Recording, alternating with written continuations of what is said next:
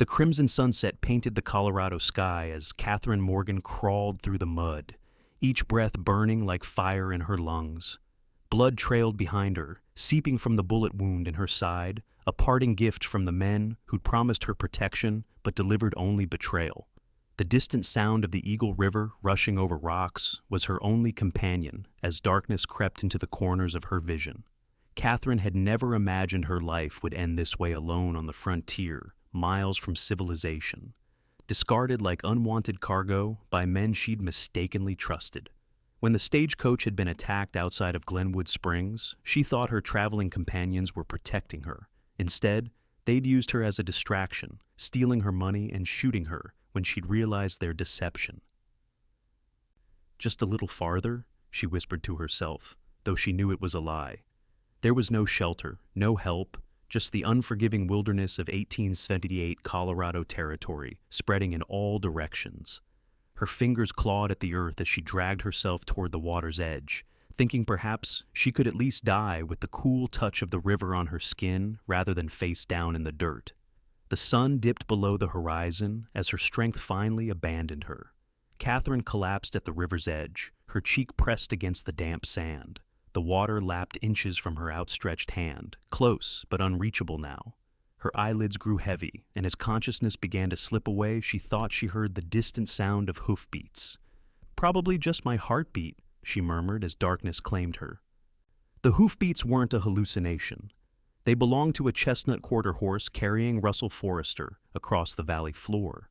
The 30-year-old cowboy was headed home after a long day rounding up strays from the Diamond F ranch he'd built from nothing over the last 5 years.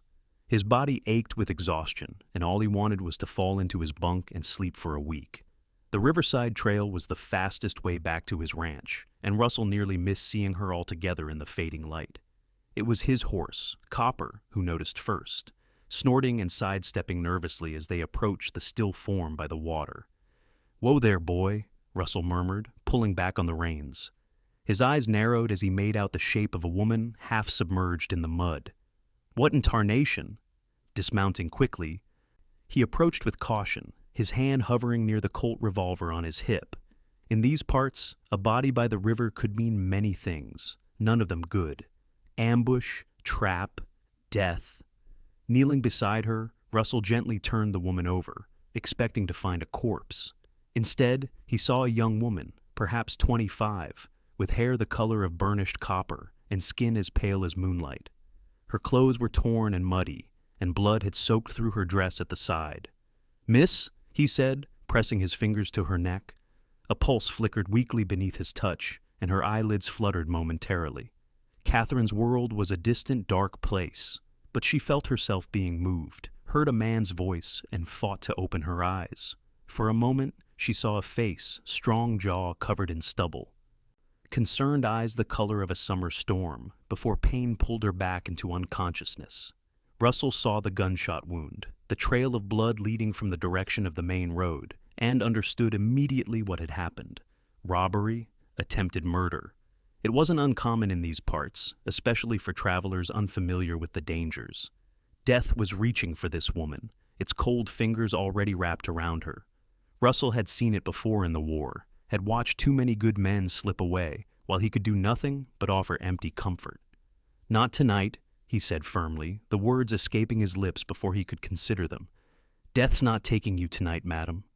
With careful movements, he lifted Catherine into his arms. She was light, too light, as if she'd already begun to fade away. Russell carried her to his horse and, with some maneuvering, managed to place her in the saddle before mounting behind her. He cradled her against his chest with one arm while holding the reins with his other hand. "Home, Copper," he urged, turning the horse toward his ranch. "Fast as you can, boy." The journey seemed interminable, each jolt of the horse's gait drawing a weak moan from Catherine. Russell murmured apologies she couldn't hear, pressing his bandana against her wound to slow the bleeding. By the time the lights of his ranch house came into view, his shirt was soaked with her blood, and her breathing had grown shallow and irregular. "Martha!" he shouted as he rode into the yard. "Martha, I need help!" The door to the main house flew open, and an older woman with gray-streaked hair hurried down the steps. Martha Wilson had been the housekeeper at Diamond F since Russell had purchased the property. She'd helped raise him after his mother died, following him west when he'd decided to leave Tennessee behind. "Lord have mercy," Martha gasped as she saw the woman in Russell's arms. "What happened?" "Found her by the river, shot, robbed, I reckon." Russell dismounted carefully, keeping Catherine secure in his arms. "She needs help fast. Bring her inside. I'll heat water and get my kit." Martha hurried back into the house, already rolling up her sleeves. She'd served as a nurse during the war, the same conflict that had left Russell with nightmares and a hatred of violence.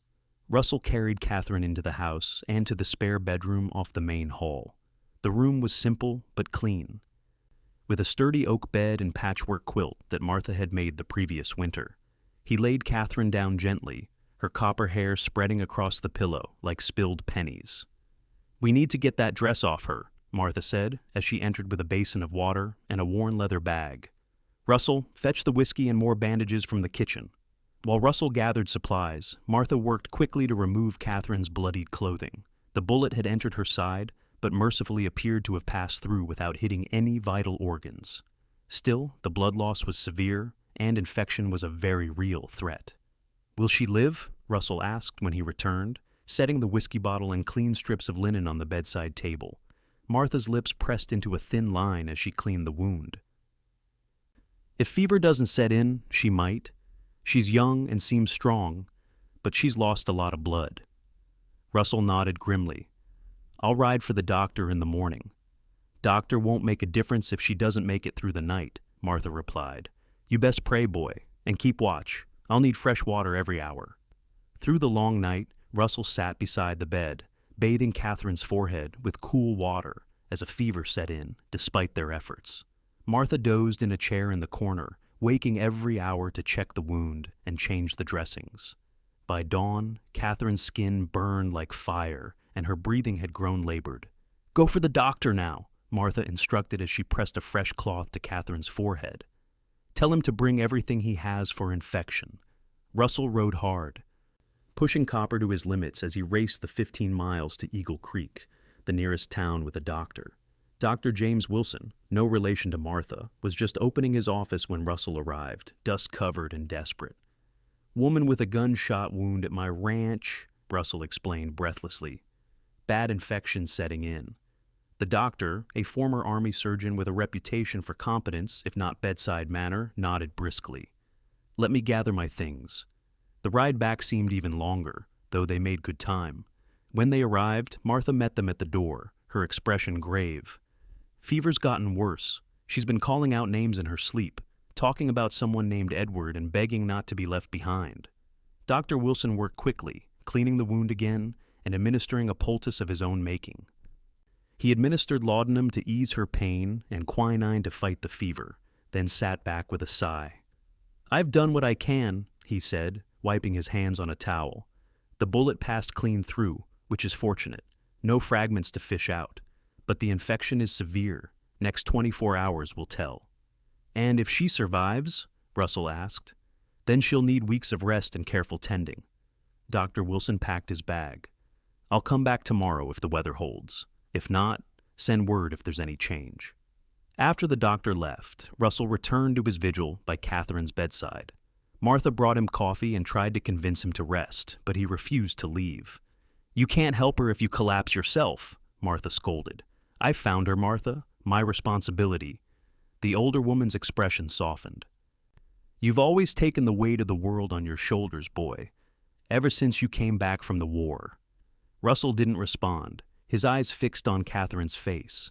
In the light of day, he could see she was beautiful, with delicate features and long lashes that brushed against her feverish cheeks.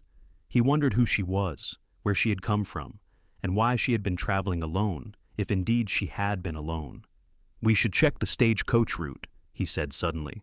"Find out if there was a robbery reported. There might be others hurt." "I'll send one of the hands into town to ask around," Martha agreed. "You stay with her." Throughout the day, Catherine drifted in and out of consciousness, sometimes murmuring incoherently, other times crying out in fear. Russell held her hand during these episodes, speaking softly to calm her, though he doubted she could hear him. "You're safe now," he told her. No one's going to hurt you here." As evening approached, Catherine's fever seemed to break slightly.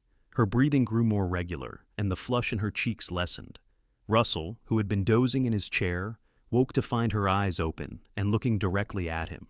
"Who are you?" she asked, her voice barely a whisper. "Russell Forrester, madam. You're at my ranch, the Diamond F." Catherine tried to sit up, but gasped in pain and fell back against the pillows. "How did I get here?" "I found you by the Eagle River, about 10 miles west. You'd been shot." Russell poured a glass of water from the pitcher on the nightstand. "Here, drink slowly." Supporting her head with one hand, he helped her take small sips. When she had drunk her fill, he eased her back down. "Thank you," she said, her eyes already growing heavy again. "I thought I was going to die." "Not on my watch," Russell replied, echoing his words from the riverside. "Rest now. We can talk more when you're stronger." Catherine's eyelids fluttered closed. "You said something. By the river. What was it?" Russell hesitated, then answered honestly. "I said, not tonight. Death wasn't taking you, not if I had anything to say about it." A faint smile touched her lips as she drifted back to sleep. "Thank you, Mr. Forrester." The next few days passed in a rhythm of small improvements and worrying setbacks. Dr. Wilson returned twice, each time cautiously optimistic about Catherine's recovery. The infection was fighting hard, but so was she. By the end of the first week, she was able to sit up for short periods and take broth and tea. During her waking hours, Russell learned her name and parts of her story. Catherine Morgan had been traveling from Boston to San Francisco, where she had been promised a position as a school teacher. The stagecoach had been attacked outside of Glenwood Springs, but the robbery had been an inside job. Two men who had been traveling as passengers had orchestrated the whole thing. "They seemed so kind," Catherine said, her voice bitter with the memory. "Edward Shaw and his brother Thomas. They told me they were heading to California too, that they would look out for me on the journey." "But they were the robbers," Russell concluded. Catherine nodded, wincing as the movement pulled at her healing wound. "They waited until we were in the most isolated stretch of road, then pulled their guns. The driver was in on it too. They took everything I had, money, jewelry, even the letters of recommendation for my teaching position. And then they shot you," Russell said, his voice tight with anger. "Edward did," Catherine confirmed. "I recognized his plan too late, tried to run. He said he couldn't leave witnesses." Her voice broke. "I thought I was smarter than that. I thought I could tell when someone was lying to me." Russell's hand tightened on the arm of his chair. "Some men are skilled liars, Miss Morgan. You can't blame yourself for their evil." Catherine turned her face away, but not before Russell saw tears forming in her eyes. "I've lost everything. My possessions, my position. I don't even know where to go now." "You focus on getting well," Russell said firmly. "The rest can be sorted out later." As Catherine's strength returned, Russell found reasons to spend more time with her. He brought her books from his small library, sat with her during meals, and eventually began carrying her to the porch swing so she could enjoy the fresh air and mountain views. Martha watched these developments with knowing eyes, but said nothing. For her part, Catherine found herself looking forward to Russell's visits. He was unlike any man she had known in Boston, straightforward, without pretense, yet gentlemanly in his own way. He never pressed her for details she wasn't ready to share, and seemed genuinely interested in her opinions on the books they discussed. 2 weeks after her arrival, Catherine was strong enough to take short walks around the ranch yard, leaning on Russell's arm. He showed her the garden where Martha grew vegetables and herbs, the barn where his prize horses were stabled, and the corral where young colts frolicked on spindly legs. "You've built something beautiful here," Catherine remarked, as they rested on a bench overlooking the pastures where cattle grazed. The mountains rose majestically in the distance, their peaks still capped with snow, even in late spring. "Took 5 years of hard work," Russell said, a note of pride in his voice. "When I bought this land, there was nothing but an old trapper's cabin and about 50 head of scraggly cattle. Now, we run over 500 head and supply beef to mining camps all through the territory." "You did this all alone?" Russell shook his head. "Had help. Martha followed me out. West wouldn't take no for an answer. And I've got good men working for me, Luis has been foreman since the beginning, and the others have been with me at least 3 years. They respect you, Catherine observed, having seen how the ranch hands interacted with their boss. I hope so. I try to be fair. Russell hesitated, then added, War taught me the value of good men at your back, and the cost when leaders care more about glory than the lives of those they command. It was the first time he had mentioned his military service directly, and Catherine sensed there were painful memories there. She didn't press, instead saying softly, They're lucky to have you. A comfortable silence fell between them, broken only by the distant lowing of cattle and the whisper of wind through the aspen leaves. Catherine found herself studying Russell's profile, the strong line of his jaw. Now clean-shaven since her arrival, the small scar above his right eyebrow, the way his eyes crinkled slightly at the corners when he smiled. Miss Morgan, Russell said suddenly, turning to face her, I sent a telegram to the school in San Francisco explaining what happened. Catherine's heart sank. They've given the position to someone else, haven't they? Yes, he confirmed gently. But I also made inquiries in Eagle Creek. The school there is in need of a teacher for the fall term. The position pays $30 a month, with room and board provided. Hope flickered in Catherine's chest. You did that for me. Russell nodded, his expression earnest. It's not San Francisco, but it's a good community, growing fast with the silver mines nearby. The children need education, and from what you've told me about your training at that women's college, Wellesley, Catherine supplied. Wellesley, Russell repeated. Well, you're more qualified than anyone they're likely to find in these parts. Catherine felt tears welling in her eyes, this time from gratitude. Mr. Forrester, I don't know how to thank you. Russell, he corrected. After all this, I think you can use my given name. Russell, she echoed with a smile. Then you must call me Catherine.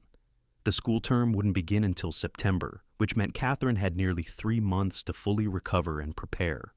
During that time, she became an integral part of life at the Diamond F. She helped Martha with household tasks as her strength returned, learned to make preserves from the summer berries, and even began teaching Luis's young son, Miguel, to read English. Russell found himself inventing reasons to be near the house rather than out with the cattle. He brought Catherine wildflowers he found on his rides, carved a walking stick to help her navigate the uneven ground around the ranch, and spent evenings reading aloud on the porch while she mended clothes or shelled peas. Martha observed all this with quiet satisfaction. One evening, as she and Russell sat at the kitchen table going over the ranch accounts after Catherine had gone to bed, she decided to speak her mind. That girl's getting stronger every day, she remarked casually. Dr. Wilson says she's healing well, Russell agreed, not looking up from the ledger. Be able to move into town for that teaching position before long. Russell's pencil paused. I suppose so. Martha took a sip of her tea. Unless there was a reason for her to stay closer to the ranch. Now Russell did look up, his expression guarded. What are you getting at, Martha? Just that I've seen the way you look at her, and the way she looks at you when you're not watching. Martha set down her cup. Life's short, boy. Too short to waste dancing around what you want. Catherine has plans, Russell said, his voice low. A career, independence. The last thing she needs is some cowboy with too much land and too little education trying to court her. Martha snorted.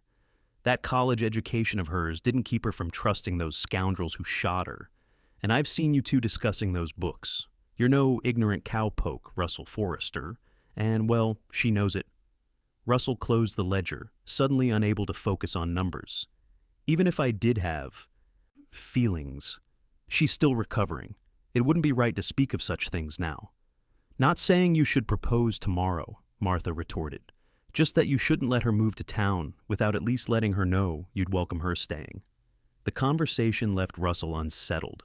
He had indeed developed feelings for Catherine, feelings that went far beyond the protectiveness of a rescuer or the kindness of a host. He admired her resilience, her intelligence, the way she had faced her near-death experience and the loss of her plans without bitterness. He enjoyed their conversations, the sound of her laughter, the way her eyes lit up when she spoke of books or teaching. But he had no right to ask her to change her plans. Catherine deserved the independence she sought, the chance to build the life she had traveled so far to find. The last thing Russell wanted was to become another man who tried to shape her future for his own purposes. Catherine, meanwhile, was experiencing a similar internal struggle.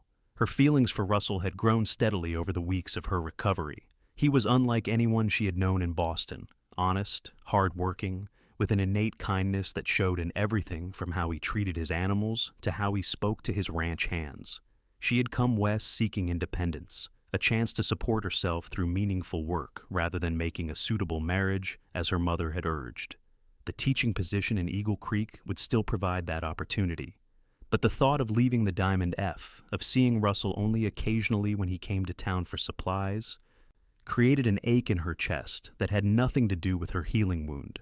As July turned to August, tensions rose between them, not from conflict, but from unspoken feelings that seemed to fill the air whenever they were alone together. They both became conscious of accidental touches, of gazes that lingered too long, of conversations that trailed into comfortable silence laden with things unsaid. The situation came to a head one evening in mid-August. Catherine had been at the ranch for nearly 2 months, and her departure for Eagle Creek was just 2 weeks away.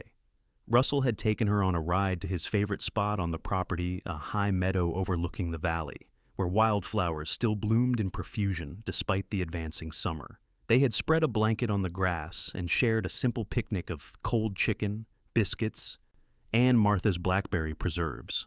As the sun began its descent toward the mountains, painting the sky in shades of gold and rose, Catherine broke the comfortable silence.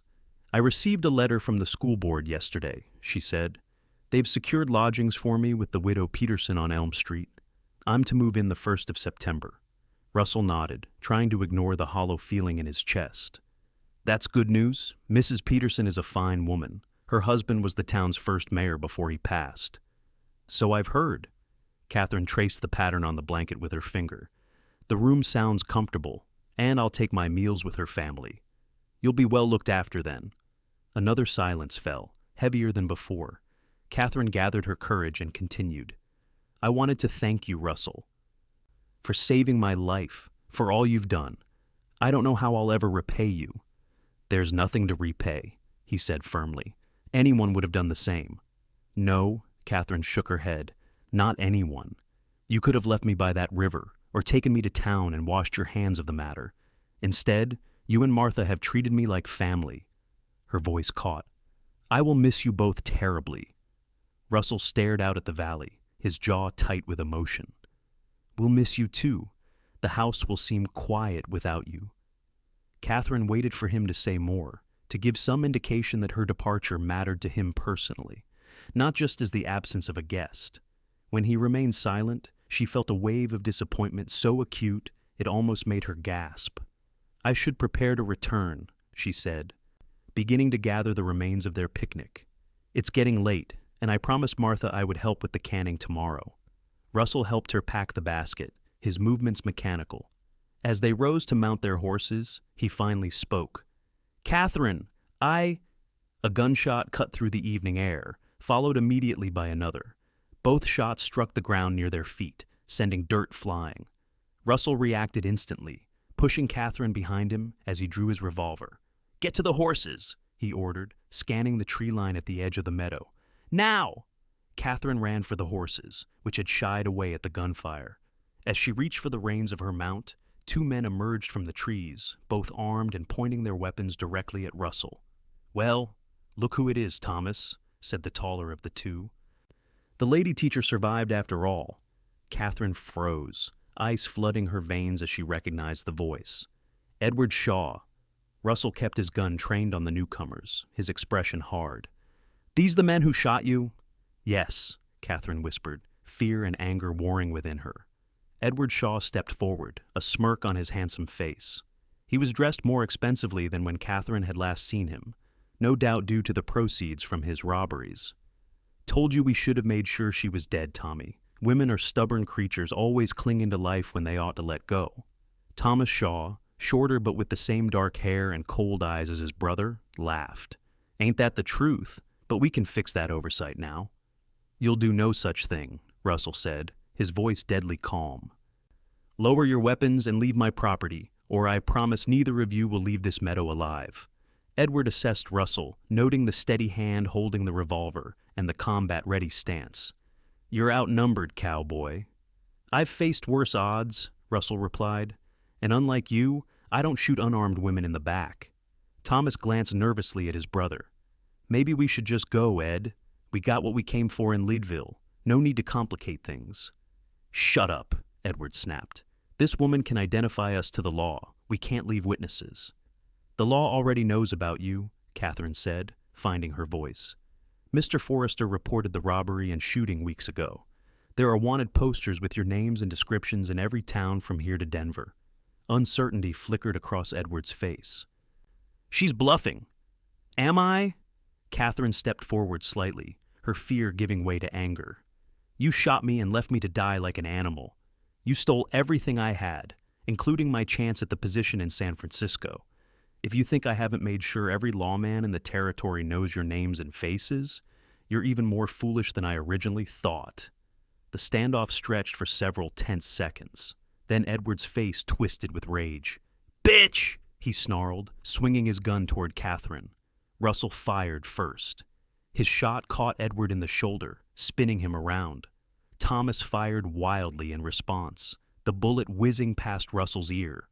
Russell's second shot hit Thomas in the leg, dropping him to the ground with a howl of pain. In the confusion, Edward regained his footing and charged at Catherine, his good arm reaching for her. Russell tackled him before he could reach her, and the two men went down in a tangle of limbs. Edward was younger and fueled by rage, but Russell had the strength of a man who worked with cattle and horses daily. They rolled across the ground, trading blows. Catherine saw Thomas raising his gun again, despite his injury. Without thinking, she picked up a rock and threw it with all her strength. It struck him in the temple, not enough to seriously injure, but sufficient to disorient him, long enough for her to kick the gun from his hand.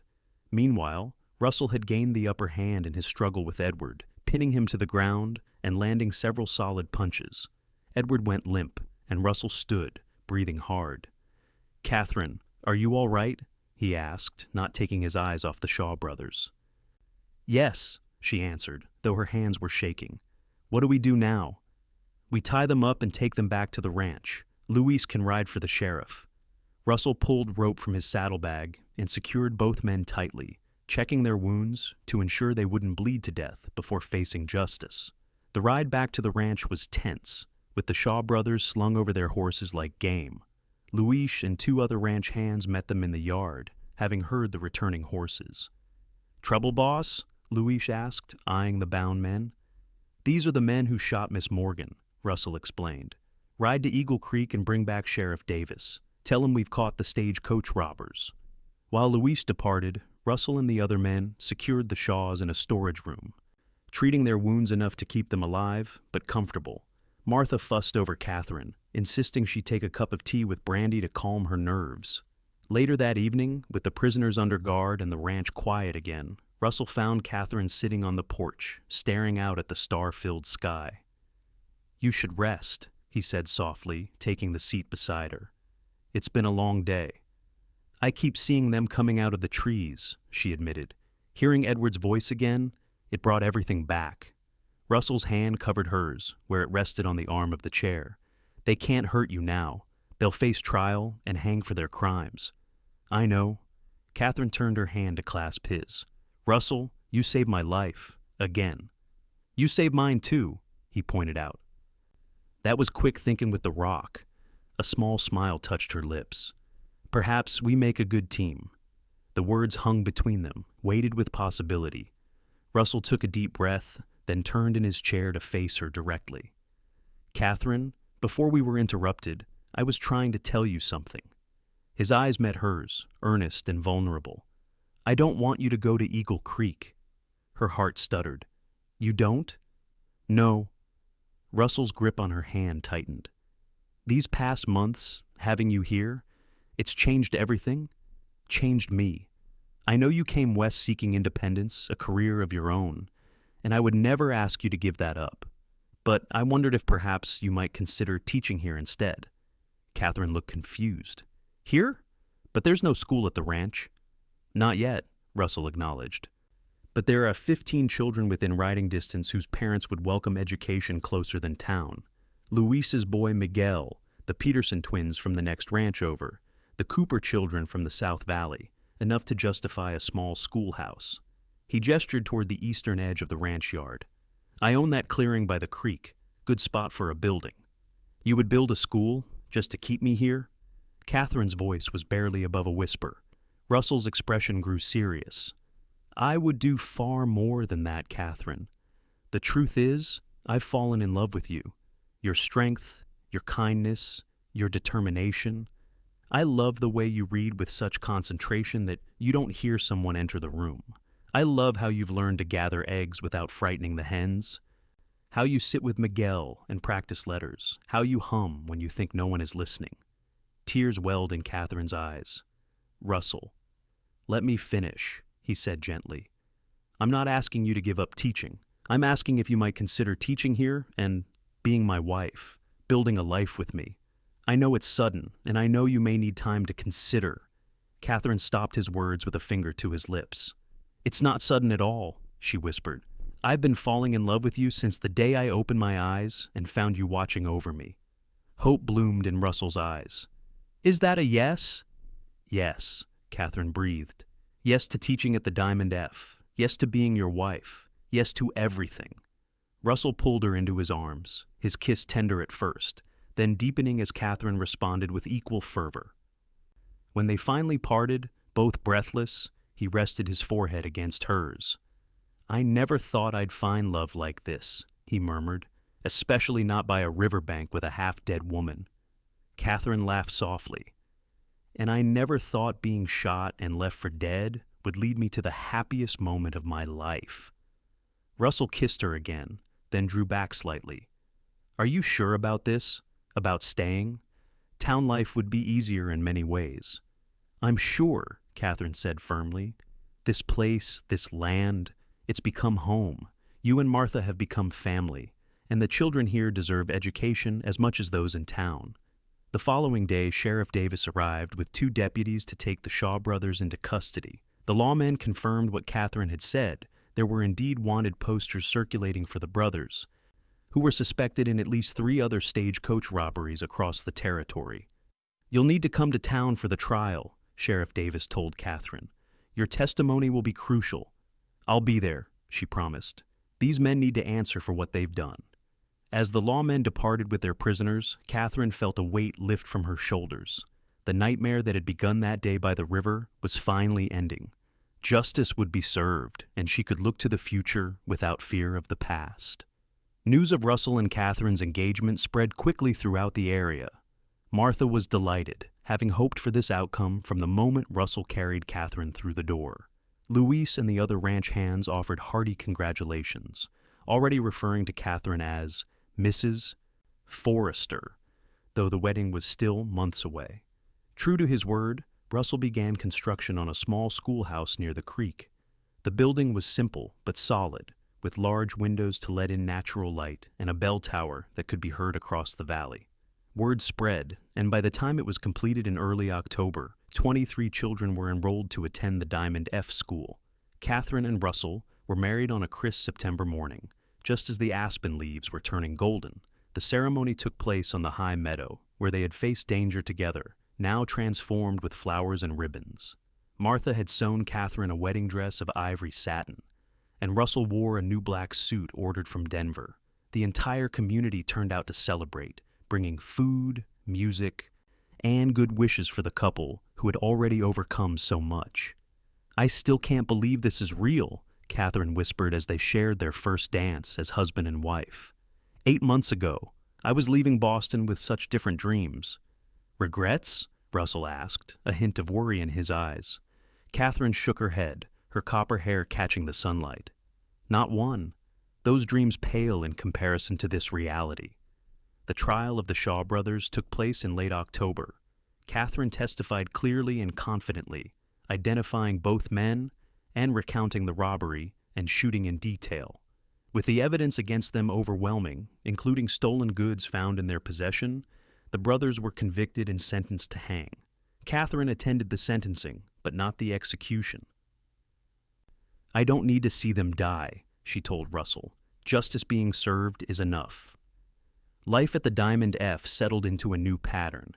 Catherine taught school 5 days a week, her classroom filled with eager young minds from throughout the valley. In the evenings and on weekends, she embraced her role as Russell's wife and partner in running the ranch. She learned to ride like a proper Westerner, to manage the household accounts, and even to help with calving in the spring. Russell, for his part, found that having Catherine in his life made everything brighter. The work was still hard, the challenges of ranching still numerous, but coming home to her smile made it all worthwhile. He expanded the main house, adding rooms they both knew would someday be filled with children. A year to the day after Russell found Catherine by the river, they returned to that spot together. The day was similarly golden, with late afternoon light, though the season was different. Spring wildflowers carpeted the riverbank where Catherine had once crawled, bleeding and desperate. "It's strange to think of it," she said, as they stood hand in hand, looking at the flowing water. "If I had crawled in a different direction, if you had taken another trail home, if I hadn't said, 'Not tonight,'" Russell added softly. Catherine turned to him, her eyes shining with emotion. "That moment changed everything. You not only saved my life, Russell Forrester. You gave me a new one, better than anything I could have imagined." Russell drew her into his arms, one hand resting protectively over her slightly rounded belly, where their first child was growing. "We saved each other, Catherine. And we'll keep doing so every day for the rest of our lives." As the sun began to set, painting the Colorado sky in the same crimson hues as the day they first met, Russell and Catherine sealed their promise with a kiss beside the river that had brought them together, a place that had nearly meant death, but instead had given them life and love that would endure through all the years to come. 5 years later, the Diamond F Ranch had grown into one of the most prosperous properties in the territory. The main house had been expanded twice more. The schoolhouse now served 35 children, and Russell's cattle operation had doubled in size. Catherine had given birth to 3 children, twin boys, Robert and Richard, now 4 years old, and a daughter, Charlotte, who had just celebrated her 2nd birthday. On a warm summer evening, the Forrester family gathered on the wide front porch. The twins played with wooden horses Russell had carved for them, making galloping sounds and occasional whoops that made their little sister giggle. Catherine sat in a rocking chair, her copper hair now styled in a practical braid, watching her family with contentment. Russell joined her, placing a hand on her shoulder. "The children are finally settling down," he observed with a smile. "Though I think the boys are getting too much encouragement from Luis's sons when it comes to playing cowboys and outlaws." Catherine laughed. "They admire their father too much not to want to be just like him." "Heaven help us all," Russell said with a mock grimace, though his eyes shone with pride as he watched his sons. Little Charlotte toddled over to him, arms raised in a silent demand to be picked up. Russell obliged, settling his daughter on his knee. "Papa," she said, patting his cheek with a small hand.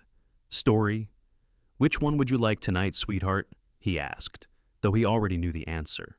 "Mama by River," Charlotte replied, as she always did. It had become a family tradition, this telling and retelling of how their parents had found each other. Catherine exchanged a glance with Russell. They had created a child-friendly version of the story, of course, one that emphasized rescue and bravery without the violence and near death that had actually occurred.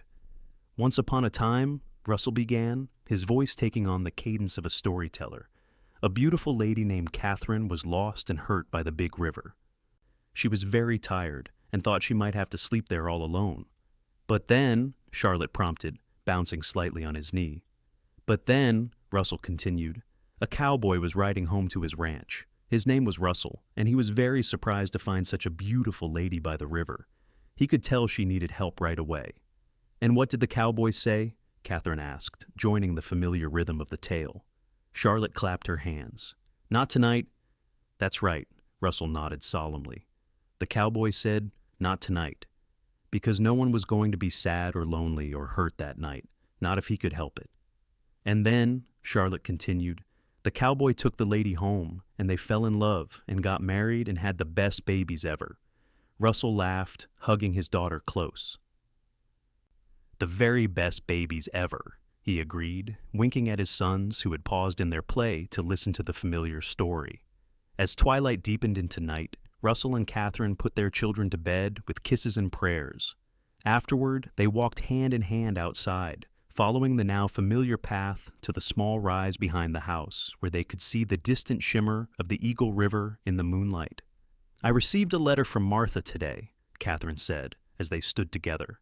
Martha had moved to Denver the previous year to live with her sister, though she visited the ranch frequently. "She says the doctor is pleased with her progress, and she'll be back to visit when the weather cools." "Good," Russell replied. "The children miss her terribly." Charlotte was asking for her molasses cookies just yesterday. They stood in comfortable silence for a moment, the kind that comes from years of shared experience and deep understanding. Russell's arm slipped around Catherine's waist, drawing her close to his side. "I've been thinking," she said after a while, "about how different everything could have been. If Edward had been a better shot, if you had been delayed on the range that day, if I had lost consciousness before you found me." "Don't," Russell said gently, turning her to face him. "We can't live in the world of what if. We can only be grateful for the world of what is." Catherine smiled up at him, her face illuminated by moonlight. At 31, she was more beautiful to him than ever, her features matured by motherhood, her eyes wise with experience, her body strong from years of ranch life.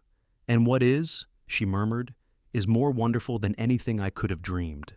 Russell kissed her tenderly, then more deeply, still moved by the miracle of having her in his life after all these years. When they parted, both slightly breathless, he pressed his forehead to hers. "Not a day goes by that I don't think about finding you by that river," he admitted, "about how close I came to losing you before I ever knew you." "But you didn't lose me," Catherine reminded him. "You saved me, and then I saved you right back." Russell smiled, remembering her words from long ago. "We do make a good team, Mrs. Forrester." They walked back to the house arm in arm, their steps perfectly matched after years of walking life's path together. Behind them, the river continued its eternal journey through the valley, witness to their story, one that had begun with desperation and near death, but had blossomed into a legacy of love, family, and hope that would endure for generations to come.